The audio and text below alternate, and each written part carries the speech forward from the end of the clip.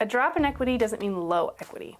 You may see media coverage talking about a drop in homeowner equity, like this one. Homeowners have lost $108 billion in home equity since early 2022, from MarketWatch.com. What's important to understand is that equity is tied closely to home values. So when home prices appreciate, you can expect equity to grow. And when home prices decline, equity does too. Let's talk about how this has played out recently. Hi, I'm Charlotte, your local Thurston County real estate broker. Home prices rose rapidly during the last few unicorn years. That gave homeowners a considerable equity boost. But those unicorn years couldn't last forever, right? The market has to moderate at some point, and that's what we saw last fall and winter. Now, as home prices dropped slightly in the back half of 2022, equity was impacted. Based on the most recent report from CoreLogic, there was a 0.7% dip in homeowner equity over the last year. However, the headlines reporting on that change aren't painting the whole picture. The reality is that while home price depreciation during the second half of last year caused equity to drop, the data shows that homeowners still have near record amounts of equity. This graph helps illustrate this point by looking at the total amount of tappable equity in the country going all the way back to 2005.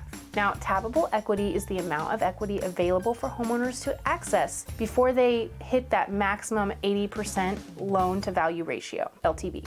So as the data shows, there was a significant equity boost during those unicorn years as home prices rapidly appreciated. I'm sure we all saw those headlines. But here's the important takeaway.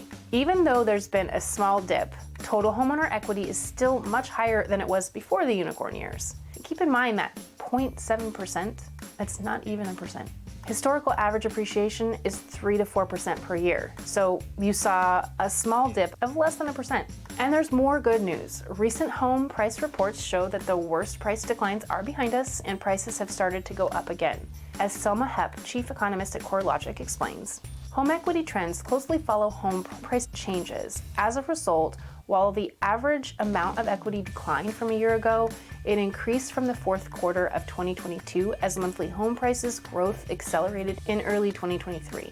So that last part of that quote is particularly important and is the piece of the puzzle that the news is leaving out. Now, to further emphasize the positive turn that we're already seeing, experts are saying home prices are forecasted to appreciate at a more normal rate over the next year. In that same report, Hepp puts it this way. The average U.S. homeowner now has more than $274,000 in equity, up significantly from $182,000 before the pandemic. Also, while homeowners in some areas of the country who bought a property last spring have no equity as a result of price losses, forecasted home price appreciation over the next year should help borrowers regain some of that lost equity. And even though Odette Cushy, deputy chief economist at First American, references a slightly different number, Cushy further validates the fact that homeowners have a lot of equity right now. Homeowners today have an average of $302,000 in equity in their homes. That means that if you've owned your home for a few years, you likely still have way more equity than you did before the unicorn years. And if you've owned your home for a year or less, the forecast for a more typical price appreciation over the next year should mean that if you lost any equity at all, it's already on the way back up.